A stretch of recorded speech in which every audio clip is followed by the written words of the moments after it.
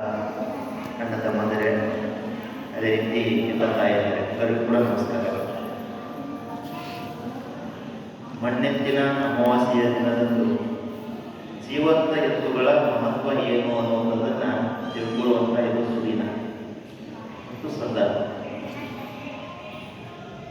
ಈ ವಿಚಾರವನ್ನು ನಾವು ಆಳವಾಗಿ ತಿಳ್ಕೊಳ್ಳೋಕ್ಕೆ ಪ್ರಯತ್ನ ಮಾಡೋಕ್ಕೆ ಪ್ರಾರಂಭ ಆಗಿರೋದು ಪೂಜ್ಯ ಶ್ರೀ ಸಿದ್ದೇಶ್ವರ ಅಪ್ಪಾಜಿಯವರಿಂದ.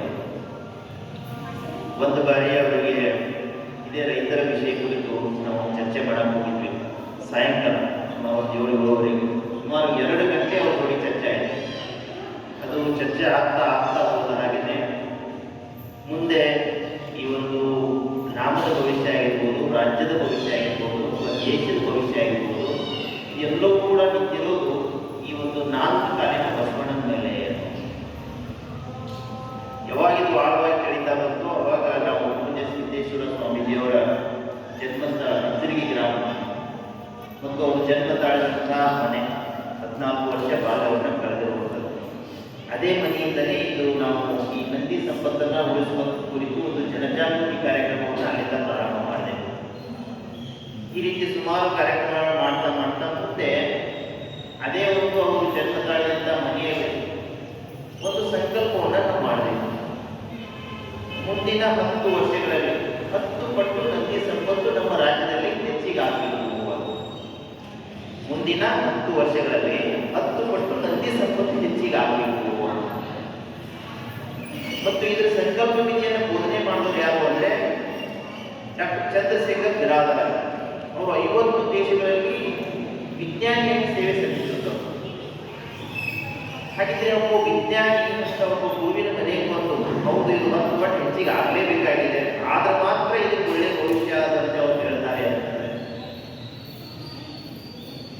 ಅದ್ರ ಬಗ್ಗೆ ಎಲ್ಲರೂ ಕೂಡ ಚಿಂತೆ ಮಾಡಲೇಬೇಕಾಗಿದೆ ಅಂತ ಮುಂದುವರೆದು ಇದ್ದರೆ ನಾವು ಕೃಷಿ ವಿಶ್ವವಿದ್ಯಾಲಯದ ವಿಶ್ರಾಂತ ಪ್ರವೃತ್ತಿಗಳ ಒಂದು ನೇತೃತ್ವದಲ್ಲಿ ಮತ್ತೆ ಸಿದ್ದೇಶ್ವರ ಪ್ರೇರಣೆ ನೀಡಿದಂಥ ಒಂದು ಸನ್ಯಾಸ ಮಠ ಅಂತಿದೆ ಅದೇ ಗ್ರಾಮದಲ್ಲಿ. ಅಲ್ಲಿ ಆ ಗ್ರಾಮದ 16 ಜೋಡೆತ್ತಿನ ಕೃಷಿಕರಿಗೆ ಪಾದ ಪೂಜೆ ಮಾಡುವುದಾದ ಒಂದು ನಂದಿ ಕೂಗು ಅಂತೇಳಿ ಅಭಿಯಾನವನ್ನು ಅಲ್ಲಿಂದಲೇ ನಾವು ಪ್ರಾರಂಭ ಮಾಡಿದ್ವಿ. ಮತ್ತೆ ಇದು ಸಂದೇಶವನ್ನು ನೀಡಬಹುದು. ಮುಂದೆ ಜ್ಞಾನಿ ಉಲ್ಲಾಸದಲ್ಲಿಯೂ ಕಾರ್ಯಕ್ರಮ ಮಾಡಿದ್ದೇವೆ. ಬಸವನ ಬಾಗೇವಾಡಿ ಮೂಲ ನಂದೀಶ್ವರ ಒಂದು ದೇವಸ್ಥಾನದಲ್ಲಿ 11 ದಿವಸ ನಂದಿ ಸತ್ಯಾಗ್ರಹ ಅಂತ ಮಾಡಿ ಅಲ್ಲಿಯೂ ಒಂದು ಜಾಗೃತಿ ಕಾರ್ಯ ಆಯಿತು. ಮುಂದೆ ಕೊನೆಗೆ ಇದೇ ಬಸವ ಜಯಂತಿ ದಿನದಂದು ಶ್ರೀಶೈಲ ಮಲ್ಲಯ್ಯನ ಒಂದು ಸನ್ನಿಧಾನಕ್ಕೆ ಹೋಗಿ ಅಲ್ಲಿ ಒಂದು ಸಂಕಲ್ಪ ಮಾಡಿದರು. ರಾಜ್ಯದ ಅರ್ಧಕ್ಕಿಂತಲೂ ಹೆಚ್ಚು ಜನಸಂಖ್ಯೆ ಈ ಬಸವಣ್ಣಗಾಗಿಯೇ ಮತ ಮೀಸಲಿಟ್ಟು ಅವನಿಗೆ ಪೂರ್ವವಾದಂಥ ಒಂದು ಯೋಜನೆ ಅಥವಾ ಕಾನೂನು ಬಂತಂದ್ರೆ ಮಾತ್ರ ನಾವು ಮರಳಿ ಆ ಸನ್ನಿಧಾನಕ್ಕೆ ಹೋಗಬೇಕು ಅಂತ ಆ ಸಂಕಲ್ಪ ಮಾಡಿದ ಆದ್ಮೇಲೆ ಮತ್ತೆ ಅಲ್ಲಿ ಕಾರ್ಯಕ್ರಮ ಮಾಡ್ತಾ ಇವತ್ತು ಈ ಪವಿತ್ರವಾದಂಥ ಒಂದು ಸ್ಥಳದಲ್ಲಿ ನಾವು ಬಂದಿದ್ದಿರೋದು. ಹಾಗಾಗಿ ಇವತ್ತೇನು ನಾವು ಕೂಡಿದ್ದೀವಿ, ವಿಚಾರಗಳನ್ನು ಕೊಟ್ಟಿದ್ದೀವಿ, ಇದಕ್ಕೆ ಮೂಲ ಸಿದ್ದೇಶ್ವರಪ್ಪರು ಯಾವುದೋ ರೀತಿಯಲ್ಲಿ ಕೆಲಸವನ್ನು ಮಾಡ್ತಾ ಇದ್ದಾರೆ. ಕೇವಲ ಸಿದ್ದೇಶ್ವರಪ್ಪರಲ್ಲ, ಈ ರೀತಿ ಆಗುವಂಥ ಎಲ್ಲ ಗುರುವರಿಗಳು ಯಾಕಪ್ಪ ಅಂತಂದ್ರೆ ಪ್ರತಿಯೊಬ್ಬ ಗುರುವಿನ ಮುಂದೆ ನೋಡ್ರಿ ನೀವು ಅದೇ 4 ಕಾಲಿನ ಬಸವಣ್ಣನ ಮೂರ್ತಿನೇ ಇರೋದು ಇಲ್ಲಿ ಹೋದ್ರೆ. ಹಾಗಿದ್ರೆ ಸಮಾಜದಲ್ಲಿ ಗುರುವಿನ ಜನ್ಮ ಯಾರಿಂದ ಆಯಿತು ಅಂತಂದ್ರೆ ಆ 4 ಕಾಲಿನ ಬಸವಣ್ಣಿಂದ ಆಯಿತು. ಗುರುವಿನ ಜನ್ಮ ಆಗಬೇಕಾಗಿತ್ತಂದ್ರೂ 4 ಕಾಲಿನ ಬಸವಣ್ಣೆ ಕಾರಣ. ನಮ್ಮಿಂದ ಬಿಟ್ಟು ಹಾಗಿದ್ರೆ ನಮ್ಮ ಸಂಸಾರಿಕ ಒಂದು ಜ್ಞಾನ ಯಾರಿಂದ ಲಭಿಸ್ಯದಪ್ಪ ಅಂತಂದ್ರೆ 4 ಕಾಲಿನ ಬಸವಣ್ಣಿಂದಲೇ ಲಭಿಸ್ಯದ. ಅದೇ ಕಾರಣಕ್ಕಾಗಿ ನಾವೇನ್ ಮಾಡ್ತಾ ಇದ್ವಿ, ನಮ್ಮ ಪ್ರತಿಯೊಬ್ಬರ ಮನೆಯ ಜಗಲಿ ಮೇಲೆ ಆ 4 ಕಾಲಿನ ಬಸವಣ್ಣನಿಂದಲೇ ಪೂಜೆ ಮಾಡ್ತೀವಿ. ಹೌದ್ರಿ, ಎಲ್ಲರೂ ಪೂಜೆ ಮಾಡ್ತೀರಲ್ಲ. ಅರ್ಥೇನಪ್ಪ ಅಂತಂದ್ರೆ ಸಂಸಾರಿಕ ಜೀವನ ನಾವು ಮುಂದೆ ಸಾಕ್ಬೇಕು ಹೋಗಬೇಕು ಅಂತಂದ್ರೆ ನಂದಿ ಉಳಿಲೇಬೇಕು ಅಂತ. ಅದೇ ರೀತಿ ಒಂದು ಗುರುವಿನ ಸ್ಥಾನ ಕೂಡ ಸಮಾಜ ಉಳಿಬೇಕಾಗಿತ್ತು ಅಂದ್ರೆ ಮತ್ತೆ ಆ ನಂದಿ ಸಂಪತ್ತು ಉಳಿಲೇಬೇಕು ಅಂತ ಅರ್ಥ. ಹಾಗಿದ್ರೆ ಇದೇ ಒಂದು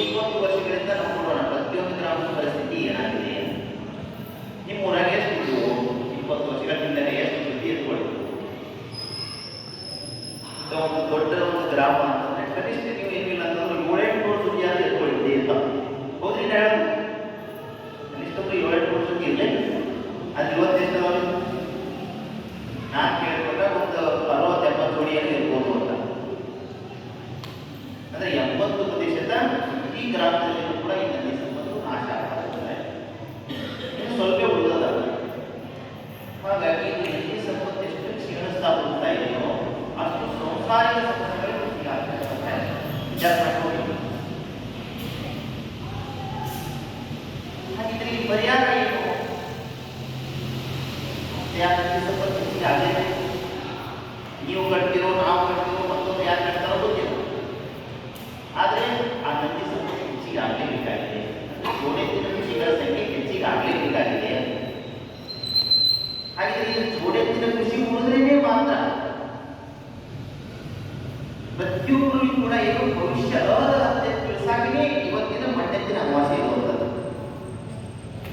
ಇದು ಅತ್ಯಂತ ವೈಜ್ಞಾನಿಕವಾಗಿ ನಮ್ಮ ಗುರುಗಳು ಏನು ಮಾಡಿದ್ದಾರೆ, ಈ ಒಂದು ಸಂಪ್ರದಾಯವನ್ನು ಪರಿಚಯ ಮಾಡಿಕೊಟ್ಟಿರುವಂಥದ್ದು. ವರ್ಷದ ಮೊದಲನೇ ಅಮಾವಾಸ್ಯೆ ಯುಗಾದಿ ಅಮಾವಾಸ್ಯೆ, ಅವತ್ತೆಲ್ಲ ಏನಾದ್ರು ನಮ್ಮೆಲ್ಲ ಕವಿಗಳಿದ್ದು ಪ್ರತಿಯೊಂದು ಗ್ರಾಮದ ಕವಿಯಲ್ಲಿದ್ದು ಶ್ರೀಶೈಲ ಮಲ್ಲಿಕಾರ್ಜುನ ಸ್ಥಾನದಲ್ಲಿದ್ದು. ಹಾಗೆ ಶ್ರೀಶೈಲ ಮಲ್ಲ ಎದಕ್ಕದಪ್ಪ ಅಂತಂದ್ರೆ ಇವೆಲ್ಲ ಗ್ರಾಮಗಳಿಂದ ಕೃಷ್ಣಾ ನದಿ ಇಲ್ಲಿಂದ ಹೋಗ್ತದೆ. ಹಾಗಾಗಿ ಕೃಷ್ಣಾ ನದಿ ಒಂದು ಜಲಾನಯನ ಪ್ರದೇಶಿರುವಂಥ ಎಲ್ಲಾ ಗ್ರಾಮಗಳನ್ನು ಉಳಿಸಾಕಲೇ ಶ್ರೀಶೈಲ ಮಲ್ಲ ಇರೋದು. ಅದು ಎಲ್ಲರ ಮುಖಾಂತರ ಉಳಿಸ್ತಾರೆ ಅಂತಂದ್ರೆ ಈ ಗಂಭೀರ ಮಲ್ಲ ಮುಖಾಂತರ ಉಳಿಸಾಕ್ತಾನ. ಅದಕ್ಕಾಗಿ ಗಂಭೀರ ಮಲ್ಲಯ್ಯನ ಪೂಜಾ ಸಂಸ್ಕೃತಿ ಪ್ರತಿ ಗ್ರಾಮಗಳಲ್ಲಿ ಕೂಡ ಇರೋದು. ಹಾಗಿದ್ರೆ ನಾವು ಆ ಸಂಪ್ರದಾಯವನ್ನು ಉಳಿಸ್ಕೊಂಡಿದ್ದೀವಿ, ಆದರೆ ವಾಸ್ತವದಲ್ಲಿ ಆ ಜೋಡೆತ್ತಿನ ಕೃಷಿಕರನ್ನು ಉಳಿಸ್ಕೊಂಡಿದ್ದೀವಿ ಅನ್ನೋದು ಅಷ್ಟೇ ಆಗಿದೆ. ಹೀಗಾಗಿ ನಾವು ಅಲ್ಲಿ ಸಂಕಲ್ಪ ಮಾಡಬೇಕಾಗಿ ಮಲ್ಲಯ್ಯನ ಗಾಳಿ ತೋರಿಸುವ ಅಂತ ಚಿಂತನೆ ಆಯ್ತು. ಇವತ್ತು ಇಷ್ಟೆಲ್ಲ ಮೊನ್ನೆ ತಮಾಷೆ ದಿವಸ ನಮ್ಮ ಗ್ರಾಮದಲ್ಲಿ ಕೂಡ 10 ಪಟ್ಟು ಹೆಚ್ಚಿಗಾಗಲಿ. ದಯವಿಟ್ಟು ನೀವು ಯಾರು ಮತ್ತೇನು ಮಾಡಿ ಜೋಡೆತ್ತ ಕಟ್ಟಿ ಅಂತ ನಾನು ಹೇಳ್ಬೋದು ಅಂತ ತಿಳ್ಕೊಂಡು ನಿಮಗೆ ಕಟ್ಟಕ್ಕೆ ಸಾಧ್ಯತೆ ಅನ್ನೋದು ಪ್ರಶ್ನೆ. ನೀವು ಕಟ್ತೀವಿ ಅಂತಂದ್ರೆ ಏನಂದ್ರೆ ಒಂದು ವಾಸ್ತವಿಕ ಪರಿಸ್ಥಿತಿ ಅಂತಂದ್ರೆ ಮೊದಲನೇದಾಗಿ ಜೋಡೆತ್ತ ಕಟ್ಟಿದ ಅಂತ ತಿಳ್ಕೊಳ್ಳೋಣ, ಅವ್ರ ಮನೆಗೆ ಕೆಲಸ ಮಾಡಕ್ಕೆ ಆಗೋದು. ಎರಡನೇ ಜೋಡೆತ್ತ ಕಟ್ಟಿದಂತ ರೈತರ ಮನ್ಯಾಗ ಒಬ್ಬ ಯುವ ಇತ್ತಂತಂದ್ರೆ ಆ ಯುವ ಕನ್ಯಾ ಕೊಡಕ್ಕೆ ಆಗೋದು. ಹೌದು, ವಾಸ್ತವಿಕ ಪರಿಸ್ಥಿತಿ. ಹಾಗಿದ್ರೆ ಇಂಥ ಪರಿಸ್ಥಿತಿ ಯಾಕೆ ನಿರ್ಮಾಣ ಆಯಿತು? ಮೂಲ ಪ್ರಶ್ನೆ ಬರಬೇಕು. ಯಾಕಂದ್ರೆ ಸರ್ಕಾರಿ ನೌಕರು ಅಂತ ಮಾಡ್ತಾರೆ. ಒಮ್ಮೆ ಅವ್ರು ಏನಾದರೂ ಸರ್ಕಾರಿ ನೌಕರಿ ಅವರಿಗೆ ಸಿಕ್ತು ಅಂತಂದ್ರೆ ಅವ್ರಿಗೆ ಸಾಯ್ತಾನೆ ಅವ್ರಿಗೆ ಪಗಾರ ಇರ್ತದೆ. ಅವ್ರಿಗೆ ಪಕ್ಕ ಆದಾಯ ಪದ್ಧತಿ ಅವ್ರಿಗೆ ಪಕ್ಕ. ನಿಮ್ಮೂರಾಗಿ ನೀವು ಕಂಪ್ನಿಯಾಗ ಮತ್ತೊಂದು ಕಡೆ ಹೋಗಿ ಕೆಲಸ ಮಾಡ್ತಾರೆ ಅಂತಂದ್ರೆ ಕನಿಷ್ಠ ಒಂದು 5 ವರ್ಷ 10 ವರ್ಷ ಆದರೂ ಅವನಿಗೆ ಆದಾಯ ಪದ್ಧತಿ ಇರ್ತದೆ. ನಿಮ್ಮೂರವ್ರೆ ಸಿಟಿಗೆ ಹೋಗಿ ಕೆಲಸ ಮಾಡ್ತಾರೆ ಅಂತಂದ್ರೆ ಕನಿಷ್ಠ ಕೆಲವೊಂದು ದಿವಸ ಕೂಡ ಆದಾಯ ಪದ್ಧತಿ ಇರ್ತದೆ. ಆದರೆ ಜೋಡೆತ್ತು ಕಟ್ಟಿ ಒಕ್ಕಲ್ತನ ಮಾಡ್ತಾ ಇರುವಂಥ ಒಬ್ಬ ರೈತ 365 ದಿವಸ ಹೆಂಡತಿ ಮಕ್ಕಳನ್ನು ತಗೊಂಡು ದುಡಿದ್ರೂ ಕೂಡ ಅವ್ನಿಗೆ ಯಾವ ಆದಾಯದ ಪದ್ಧತಿ ಇರ್ತದ? ಇಲ್ಲಿ ನಿಮ್ಮಲ್ಲಿ ಯಾರಾದ್ರೂ ಜೋಡೆತ್ತಿರ್ಬೋದು, ಅವ್ರ ಮತ್ತೆ ಜೋಡೆತ್ತಿಗಾದ್ರೂ ನೀನೇ ಆಗೋದಿಲ್ಲ. ಇಂದು ಅವನ ರಕ್ತ ನಮ್ಮೆಲ್ಲರೂ ಕೂಡ ಬರ್ತಾ ಇದೆ. ಪ್ರತಿಯೊಬ್ಬರಿಗೂ ಕೂಡ ನಾವು ಬರ್ತಾ ಇದ್ದಾರೆ. ಹಾಗಿದ್ರೆ ಇಲ್ಲಿ ನಾನು ಜೋಡೆತ್ತ ಕಟ್ಟಿ ಉಳಿಸ್ತಿ ಅನ್ನುವಂಥ ಪರಿಹಾರ ಅಲ್ಲವೇ ಅಲ್ಲ. ಜೋಡೆತ್ತನ್ನ ಕಟ್ಟಿದಂತಹ ರೈತರನ್ನು ಉಳಿಸುವಂತಹ ಯೋಜನೆ ಜಾರಿ ತರಲೇಬೇಕು ಅಂದಾಗ ಮಾತ್ರ ಇಲ್ಲಿ ಪರಿಹಾರ ಆಗ್ತದೆ. ಹಾಗಾಗಿ ನಾವು ಕಳೆದ 2 ವರ್ಷದಿಂದ ಒಂದು ಪ್ರಯತ್ನ ಮಾಡ್ತಾ ಇರುವಂಥದ್ದು ಏನು? ಜೋಡೆತ್ತು ಕಟ್ಟಿದಂತಹ ರೈತರಿಗೆ ತಿಂಗಳ 11,000 ರೂಪಾಯಿ ಪ್ರೋತ್ಸಾಹನ ಕೊಡುವಂಥ ಒಂದು ಯೋಜನೆಯನ್ನು ಜಾರಿ ತರಬೇಕು. ಒಂದು 11,000 ರೂಪಾಯಿ ಪ್ರೋತ್ಸಾಹನ ಕೊಡುವಂಥ ಒಂದು ಯೋಜನೆಯ ಜಾರಿ ಪದ್ಧತಿ ಆದರೆ 3 ವರ್ಷದ ಮಟ್ಟಿಗೆ ಮುರಾಗಿ ಏನಾಗ್ತವೆ? ಡಬಲ್ ಆಗ್ತವೆ. ಹಾಗಿದ್ರೆ ಇಲ್ಲಿ ಜೋಡೆತ್ತು ಕಟ್ಟಿದಂಥ ರೈತ ಎಲ್ಲ ಶ್ರಮ ವಹಿಸಿದ್ರು ಕೂಡ ಅವನಿಗೆ ಯಾವುದೇ ಆದಾಯ ಪದ್ಧತಿ ಇಲ್ಲ ಅಂತಂದ್ರೆ ಕೈ ಬಿಡ್ತಾರೆ. ಕೈ ಬಿಟ್ಟು ಅಂತ ನಾವೆಲ್ಲರೂ ಕೂಡ ಇವತ್ತು ಸಾಗಣೆ ನಮ್ಮ ಮನೆಯಾಗ ಒಂದು ಆಗ್ತಿತ್ತು ಅಂತಂದ್ರೆ ಗೋರಿಕರಾಗಿದ್ದರೆ ಕೆಲವೇ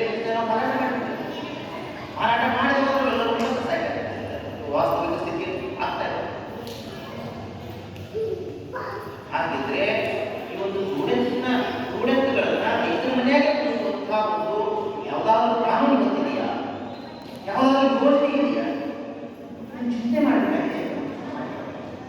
ಹಾಗಿದ್ರೆ ನಾವೇನಾದ್ರೂ ಮತ್ತೆ ಹೋಗಿ ನಾವು ಶಾಸಕರು ಮತ್ತೊಂದು ಏನೋ ವಿಧಾನಸೌಧಕ್ಕೆ ಹೋಗಿ ಇಂಥ ಯೋಜನೆ ತಗೊಂಬರಿ ಅಂತ ಹೇಳಿ ಎಷ್ಟೇ ಪ್ರಯತ್ನ ಮಾಡಿದ್ರು ಆಗುದಿಲ್ಲ. ಯಾಕಪ್ಪ ಅಂತಂದ್ರೆ ನಾವು ಬೇವಿನ ಬೀಜವನ್ನು ಬಿತ್ತಿ ನಾವು ಮಾವು ಬೇಕು ಅಂತಂದ್ರೆ ಸಿಗೋ ಸಾಧ್ಯತೆ ಇಲ್ಲ. ಹಾಗಿದ್ರೆ ನಾವು ಮತ ಎದಕ್ಕೆ ಕೊಡ್ತೀವಿ ಅನ್ನೋದ್ರ ಮೇಲೆ ಯೋಜನೆ ಬರೋದು. ಹಾಗಾಗಿ ನಾವು ಮತ ಇವರಿಗೆ ನೀಡ್ರಿ ಅಂತ ಹೇಳೋದಿಲ್ಲ. ಯಾಕಂತಾಗಿ ನಾವು ಮತ ನೀಡಬೇಕು, ಯಾರಿಗಾಗಿ ಮತ ನೀಡಬೇಕು ಅಂತ ಪರಿಸ್ಥಿತಿ ಇರಬೇಕು ಅಂತ. ಸತ್ಸಂಗ, ಸತ್ಯದ ಸಂಘ ಮಾಡೋದು ಕೂಡ ಸತ್ಯ ಏನು ಅನ್ನುವಂಥದ್ದನ್ನ ನಾವು ಅರಿತುಕೊಳ್ಳಕ್ಕೆ ಸುಂದರವಾದಂಥ ಸ್ಥಳವನ್ನು ಬಹಳ ಅದ್ಭುತವಾದಂಥ ಬಹಳ ಖುಷಿ ಆಯ್ತು. ಇಷ್ಟೇ ಚಂದ ನಿರ್ಮಾಣ ಮಾಡಿದ್ದಾರೆ. ಇನ್ನೊಂದು ಸತ್ಯದ ಒಂದು ಸಂಘ ಮಾಡಕ್ಕೆ ಇನ್ನೊಂದು ಸುಂದರವಾದಂಥ ಸ್ಥಳ ಇರೋದು ಯಾವುದು ಅಂತಂದ್ರೆ ಮತ ನೀಡುವಂಥ ಮತಗಟ್ಟೆ. ಅಲ್ಲಿಗೂ ಸತ್ಯ ಸಂಘಟನೆ ಮಾಡೋದಕ್ಕೆ ಪದಾರ್ಥ ಗೊತ್ತಿಲ್ಲ. ನಮ್ಮ ಜೀವನವನ್ನ ಯಾವ ರೀತಿ ನಿರ್ಮಾಣ ಮಾಡ್ಕೋಬೇಕು, ಯಾವ ರೀತಿ ನಾವು ಒಂದು ಕೊಡಬೇಕು ಅನ್ನುವಂಥದ್ದನ್ನ ಅವತ್ತು ಹೇಳ್ಕೊಡೋದು ಯಾವಾಗ ಮತಗಟ್ಟೆ. ಅದೇ ರೀತಿ ಏನಾಗ್ತದೆ, ನಮ್ಮ ಮತವನ್ನು ನಾವು ಎದಕ್ಕೆ ನೀಡ್ತಾ ಇದ್ದೀವಿ, ಸಣ್ಣ ಪುಟ್ಟ ಬಲಿಯಾಗಿ ಅದನ್ನ ಕಳ್ಕೊಳ್ತಾ ಇದ್ದೀವಿ ಅಂತ. ಹಾಗಾಗಿ ಮೊದಲನೇದಾಗಿ ನಾವೇ ಒಂದು ಸಂವಿಧಾನದಲ್ಲಿ ಒಂದು ಸಂಕಲ್ಪವನ್ನು ಮಾಡಿರೋದು. ಇನ್ನು ಜೀವನ ಪರ್ಯಂತ ಯಾವುದೇ ಒಂದು ಚುನಾವಣೆ ಬರಲಿ, ಯಾವುದೇ ಚುನಾವಣೆ ಬರಲಿ, ಯಾರು ಈ ಜೋಡೇಶ್ವರ ಯೋಜನೆ ಕಾನೂನು ನಾವು ಬಂದೇ ತರ್ತೀವಿ ಅನ್ನೋ ಸ್ಪಷ್ಟತೆ ನೀಡ್ತಾರೋ ಅವರಿಗೆ ಮತ ನೀಡಬಹುದು. ಯಾರೇ ಇಲ್ಲ ಯಾರು ಇಲ್ಲ ಅಂತ ತಿಳ್ಕೊಂಡು ನೋಟ ಅಂತಿದೆಯಲ್ಲ, ನೋಟ ಅಂತ ಈ ನಿರ್ಧಾರವನ್ನು 10 ವರ್ಷ ಕೃಷಿ ಅಧಿಕಾರಿಯಾಗಿ ಸೇವೆ ಸಲ್ಲಿಸಿ ಅದನ್ನು ರಿಸೈನ್ ಮಾಡಿ ಇದನ್ನೆಲ್ಲ ಕಾರ್ಯಕ್ರಮ ಮಾಡ್ತಾರೆ. ಇಂಥ ನಿರ್ಧಾರವನ್ನು ಯಾರು ತೆಗೆದುಕೊಂಡಿದ್ದೀವಿ? ಈಗ ಮೂಲಭೂತ ಸಮಸ್ಯೆ ಇದೆಯಲ್ಲ, ಈ ನಾಟಕ ಬಂದಿದ್ದೀವಿ ಸಹ ಥೋಡೆ ಕೃಷಿ ಪೂರ್ವವಾದಂತಹ ಒಂದು ಯೋಜನೆ ಕಾನೂನು ಬಂದು ಇದ್ರ ಸಂಖ್ಯೆ ಹೆಚ್ಚಿಗೆ ಆಗಲೇ ಹೋದ್ರೆ ಈ ಗ್ರಾಮೀಣ ಪರಿಸ್ಥಿತಿ ಏನಾಗ್ತದ ಸ್ವಲ್ಪ ವಿಚಾರ ಮಾಡಿಕೊಳ್ಳುವಂಥದ್ದು. ಮೊದಲನೇದಾಗಿ ನಿಮ್ಮ ಗ್ರಾಮದಲ್ಲಿ ಯಾರು ಜೋಡೆತ್ತುಗಳನ್ನು ಕಟ್ಟಿ ಅದರ ಆಧಾರವಾಗಿ ಏನು ಉಳುಮೆ ಮಾಡ್ತಾ ಇದ್ದಾರೆ ಜಮೀನು, ಆ ಜಮೀನಿನ ಮಣ್ಣಿನ ತೆಗೆದುಕೊಂಡು ಹೋಗೋದು, ಯಾರು 12 ವರ್ಷದಿಂದ ಏನು ಟ್ಯಾಕ್ಟರಿನ ಉಪಯೋಗಿಸಿ ಏನು ಕೃಷಿ ಮಾಡ್ತಾ ಇದ್ರಿ ಅವ್ರ ಮಣ್ಣನ್ನು ತೆಗೆದುಕೊಂಡು ಹೋಗೋದು. ಇವತ್ತೇನಿದೆ, ಎಲ್ಲವನ್ನೂ ಪರೀಕ್ಷೆ ಮಾಡ್ಕೊಂಡು ಹೋದ್ರೆ ಇವತ್ತು ವೈಜ್ಞಾನಿಕ ಜಗತ್ತಲ್ಲಿದೆ. ಹಾಗಿದ್ರೆ ಜೋಡೆತ್ತಿನ ಆಧಾರಿತವಾಗಿ ನಾವು ಉಳುಮೆ ಮಾಡ್ತಾ ಇದ್ದಾನ ಆ ಮಣ್ಣಿನಲ್ಲಿ ಹೆಚ್ಚಿನ ಒಂದು ಪೋಷಕಾಂಶ ಇರಲೇಬೇಕು ಅಂತ ಇದ್ದೇ ಇರ್ತದೆ. ಯಾವುದೇ ವಿಜ್ಞಾನಿಗಳು ಚೆಕ್ ಮಾಡಿದ್ರೆ ಇದು ಇರೋದು. ಹಾಗಾಗಿ ಮಣ್ಣಿನ ಫಲವತ್ತತೆ ನಿಂತಿರೋದು ಎದುರಾಗಲಿ 4 ಕಾಲ ಪಡ್ಕೊಂಡ ಕಾರ್ಯದಿಂದ ಇದೇ ರೀತಿ ಹೋಯ್ತು ಅಂದ್ರೆ ಇನ್ನು 15 ವರ್ಷ ನಮಗೆಲ್ಲ ಹೊರ ಕಾಲಕ್ಕೆ ಹೋಗ್ಬೇಕಾಗುತ್ತೆ. ನಮ್ಮ ಭೂಮಿಗಳು ಏನು ಬೆಳೆಯಕ್ಕೆ ಸಾಧ್ಯತೆ ಇದೆ ಅಂತ ಪರಿಸ್ಥಿತಿ ನಿರ್ಮಾಣ. ಹಾಗೆ ಅದನ್ನು ಜೀವಂತವಾಗಿ ಉಳಿಸ್ಕೋಬೇಕಾಗಿತ್ತು. ಈ 4 ಕಾಲ ನಾವು ಉಳಿಸ್ಕೊಳ್ಳೇಬೇಕಾಗಿಲ್ಲ. ಅದೇ ರೀತಿ ಎರಡನೇದು ನೀರು ಉಳಿಬೇಕಾಗಿತ್ತು ಅಂತ ತಿಳ್ಕೊಳ್ಳಿ. ನಿಮ್ಮ ಗ್ರಾಮಗಳಲ್ಲಿ ಹತ್ತಿರದಲ್ಲಿರುವಂತಹ ಹಳ್ಳಿಗಳು ನೀವು 6 ತಿಂಗಳ ವರ್ಷ ನೋಡಿದ್ದೀವಿ. ಹೌದು, ಅಟ್ಲೀಸ್ಟ್ ಒಂದು 3 ತಿಂಗಳ ಹರಿಯುವುದಾದ್ರೂ ನಾವು ನಮ್ಮ ಗ್ರಾಮದಲ್ಲಿ ನಾವು ನೋಡಿದ್ವಿ. ಇವತ್ತು ಒಂದು ವಾರ ಹರಿಯುವಂತಹ ಹಳ್ಳಿಗಳನ್ನು ನಾವು ನೋಡೋ ಸಾಧ್ಯತೆ ಆಗ್ತಿಲ್ಲ. ಇದಕ್ಕೆ ಕಾರಣ ಅಂತಂದ್ರೆ 4 ಕಾಲ ನಾಶಿರೋದು. ನಮ್ಮ ಹಳ್ಳಿಗಳ ಹರಿಬೇಕಾಗಿತ್ತು ಅಂತಂದ್ರೆ ನಮ್ಮ 4 ಕಾಲ ಬರ್ಕೊಂಡು ನಮ್ಮ ಒಂದು ಜಮೀನುಗಳಲ್ಲಿ ಏನಾಗಬೇಕು, ಕೆಲಸ ಮಾಡಬೇಕು ಅಂತ. ಹಾಗಾಗಿ ಇಲ್ಲಿ ಜೋಡೆತ್ತಿನ ಆಧಾರಿತವಾಗಿ ಏನು ಕೃಷಿ ಮಾಡ್ತೀವಿ ಆ ಮಣ್ಣಿಗೆ ಏನಾಗ್ತದೆ, ನೀರನ್ನು ಹಿಡಿದಿಟ್ಕೊಳ್ಳುವಂಥ ಸಾಮರ್ಥ್ಯ ಇರ್ತದ. ಯಾವಾಗ ನೀರು ಹಿಡ್ಕೊಳ್ತದೋ ಅದು ಬಸಿತದ, ಬಸಿದ್ರೆ ಹಾಗಾಗಿ ಇವತ್ತು ಫುಲ್ ಬಸಿತವಲ್ಲ, ಯಾವುದು ಅದು ನಾಶನೇ ಆಗ್ತದೆ. ಇವತ್ತು ಹಳ್ಳಿಗಳ ನಾಶ ಆಗಿಲ್ಲ, ಹಳ್ಳಿಗಳ ನಾಶ ಆಗಿರ್ತದೆ, ನದಿನೂ ನಾಶ ಆಗ್ತದೆ. ಇದು ಬಹಳ ಭಯಾನಕವಾಗಿರುವಂಥ ವಿಚಾರ. ನಾವು ವೈಜ್ಞಾನಿಕ ವಿಚಾರಗಳನ್ನು ಹಾಗಾಗಿ ಎಲ್ಲ ಹಳ್ಳಿಗಳ ನೀರು ಏನಾಗ್ತದೆ, ಕಾಲದಲ್ಲಿ ಸೇರ್ತದೆ,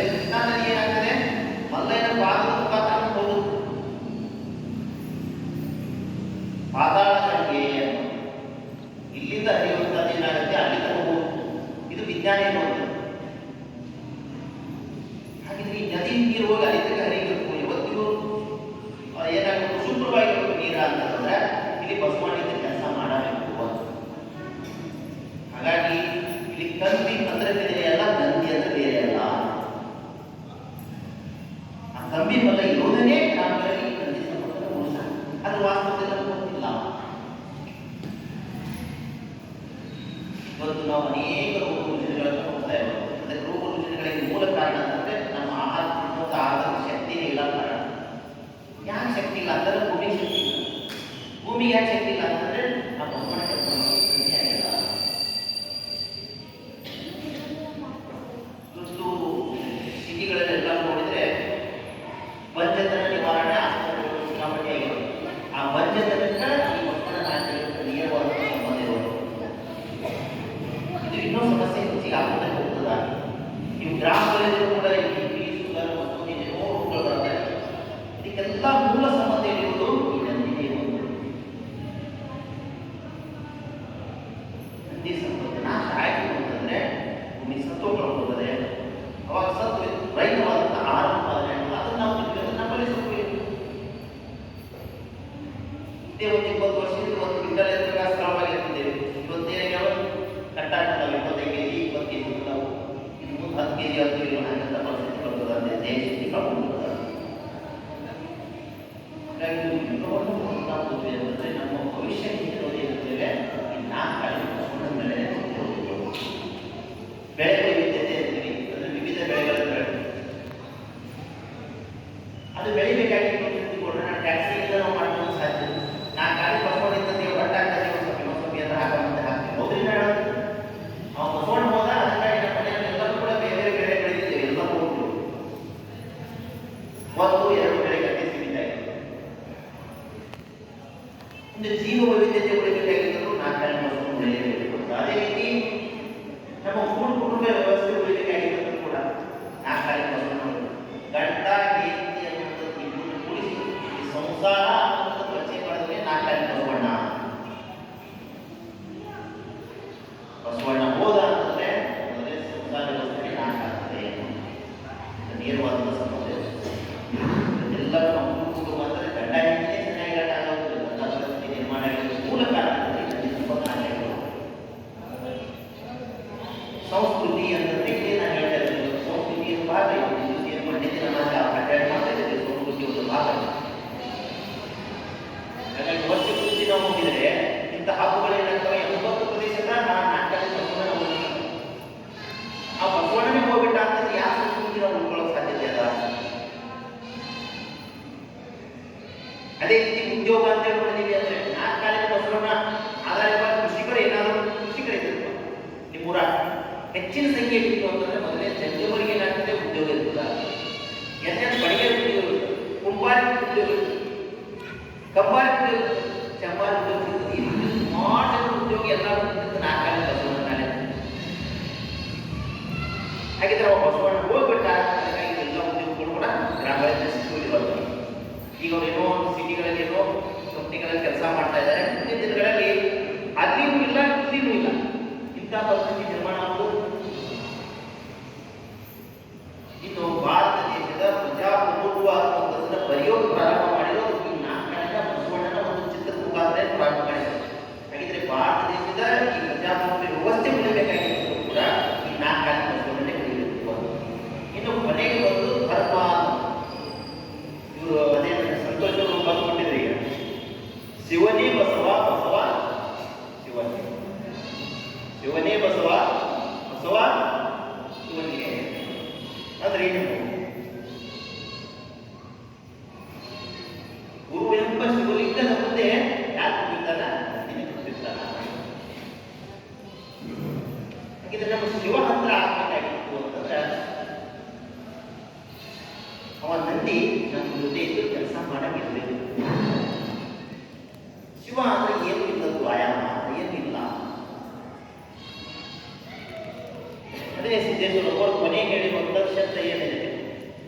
ಸತ್ಯವೂ ಇಲ್ಲ, ಅಸತ್ಯವೂ ಇಲ್ಲ, ಸಹಜವೂ ಇಲ್ಲ, ಅಸಹಜವೂ ಇಲ್ಲ, ನಾನು ಇಲ್ಲ, ನೀನು ಇಲ್ಲ, ಇಲ್ಲ ಎಂಬುದು ತಾನಿಲ್ಲ, ಗುಹೇಶ್ವರನೆಂಬುದು ತಾ ಬಯಸುವುದು. ನಾವು ಬೈಲಿನ ಬಗ್ಗೆ ಮಾತಾಡ್ತೀವಿ, ಅದೇ ಬೈಲ ಅಂದರೆ ಅದೇ ಶಿವ. ಹಾಗಾಗಿ ಶಿವನ ಪರಿಚಯ ಅಂತಂದರೆ ಮನಸ್ಸು ವಿಶಾಲ ಆಗೋದು ಅಂತ. ಆ ಮನಸ್ಸನ್ನು ವಿಶಾಲ ಮಾಡೋದು ಯಾವಪ್ಪ ಅಂತಂದ್ರೆ ಈ 4 ತಾರೀಕು ಬಸವಣ್ಣ. ಹೋದ ಅಂತಂದ್ರೆ ನಾನು ನಾನು ನಾನು ನಾನು ಅನ್ನೋದು ಚೆಂದ. ಹಾಗಾಗಿ ಅವನ ಆಧಾರಿತವಾಗಿಯೇ ಈ ಭಾರತ ದೇಶದ ನಾಗರಿಕತೆ ಬೆಳೆದು ಬಂದಂತಹ ಕಾರಣ ಜಗತ್ತಿನ ಅನೇಕ ದೇಶಗಳು ಬಂದು ನಮ್ಮ ದೇಶದ ಮೇಲೆ ಆಕ್ರಮಣ ಮಾಡಿದ್ರು ಕೂಡ ಇನ್ನೂ ಕೂಡ ನಾವು ಸುಂದರವಾಗಿದ್ದೀವಿ. ಅದಕ್ಕಾಗಿಯೇ ಸ್ವಾಮಿ ವಿವೇಕಾನಂದ ಹೇಳಿದರು, ಅನೇಕ ನಾಗರಿಕತೆಗಳು ಏನಿದ್ದಾವೆ ನಾಯಿ ಕುಡಿಯಕ್ಕೆ ಬೆಳೆದಿದ್ದಾವೆ ಮತ್ತೆ ಬಿದ್ದುಬಿಟ್ಟಿದ್ದಾವೆ. ಯಾಕಪ್ಪ ಅಂದರೆ ಆ ಬಸವಣ್ಣನ ಆಧಾರವಾಗಿ ನಾಗರಿಕತೆಗಳು ಬೆಳೆದಿಲ್ಲ. ಹೀಗಾಗಿ ಇವತ್ತು ಇರಾನ್ ನೋಡ್ತಾ ಇದ್ದೀವಿ, ಎಲ್ಲ ನೋಡ್ತಾ ಇದ್ದೀವಿ, ಎಲ್ಲ ಟಿವಿ ಮೊಬೈಲ್ ಯಾಕೆ ನೋಡ್ತಾ ಇದ್ದೀವಿ? ಮೊನ್ನೆ ಎಲ್ಲರೂ ಶ್ರೀಮಂತ ದೇಶ, ಎಲ್ಲರೂ ಆ ಕಡೆ ಹೋಗ್ಬೇಕಂತ ನಾವು ವಿಚಾರ ಮಾಡಾಕ್ತಿದ್ದೀವಿ. ಆದರೆ ಇವತ್ತು ಏನಾಗಿದೆಪ್ಪ ಅಂತಂದ್ರೆ ಕೆಲವೇ ವರ್ಷಗಳಲ್ಲಿ 15 ಜನ ಓಡಿ ಹೋಗಬೇಕಿದೆ. ಕಾರಣ ಏನು ಅಂತಂದ್ರೆ ಅವು ಈ ಬಸವಣ್ಣನ ಆಧಾರಿತವಾಗಿ ನಾಗರಿಕತೆ ನಾವು ಕಟ್ಕೊಳ್ಳಿಲ್ಲ. ನಮಗೆ ಕಟ್ಕೊಳ್ಳೋಕೆ ಅವಕಾಶ ಅದ.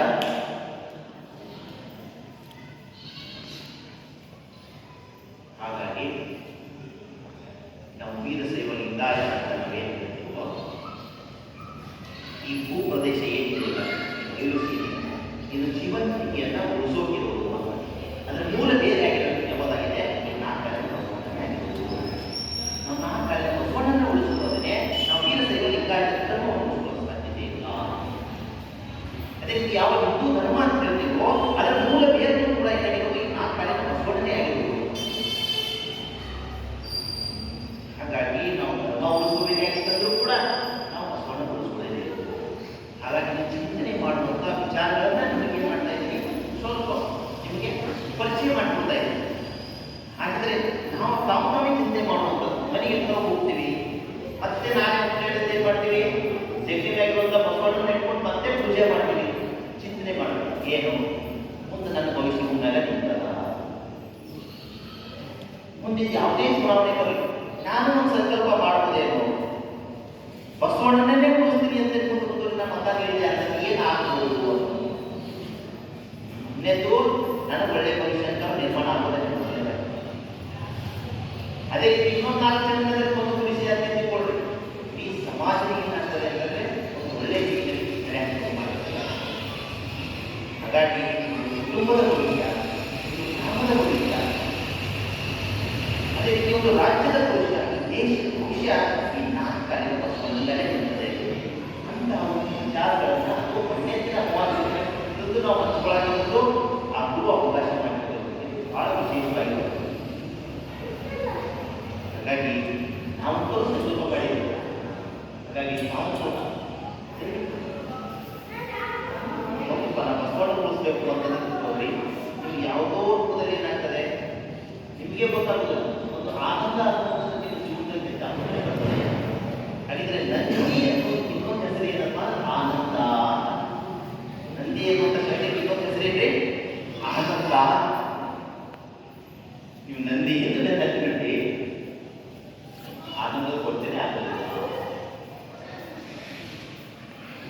ಶಿವಾನಂದ ಸ್ವರೂಪ ಏನಿದೆ? ಶಿವೋಹಂ ಶಿವೋಹಂ. ಶಿವಾನಂದ ಏನಿರ್ತದೆ? ಶಿವ ಅಂದ್ರೆ ಬೇರೆ ಅಲ್ಲ, ಆನಂದ ಅಂದ್ರೆ ಬೇರೆ ಅಲ್ಲ. ನಾವು ನಂದಿಯಿಂದ ನೆನಪಿಟ್ವಿ ಅಂತಂದ್ರೆ ಹೋಗಿದ್ದು ನಮ್ಗೆ ಆನಂದ ಹೆಚ್ಚಿಗೆ ಆಗ್ತಾ ಹೋಗ್ತದ. ಆನಂದವೇ ಜ್ಞಾನಕ್ಕೆ ಮೂಲವಾಗಿರ್ಬೋದು. ಜ್ಞಾನ ತಾನೇ ನಮಗೆ ಆಗ್ತದೆ ಅಂತ ಹೇಳ್ತಾ ಕೊನೆಯಲ್ಲಿ ಜ್ಞಾನಕ್ಕೆ ನಾವು ಗುರುಗಳು ಆಂತರಿಕವಾಗಿ ಒಂದು ಸಂಕಲ್ಪ ಮಾಡ್ಕೊಂಡು ಹೋಗೋಣ.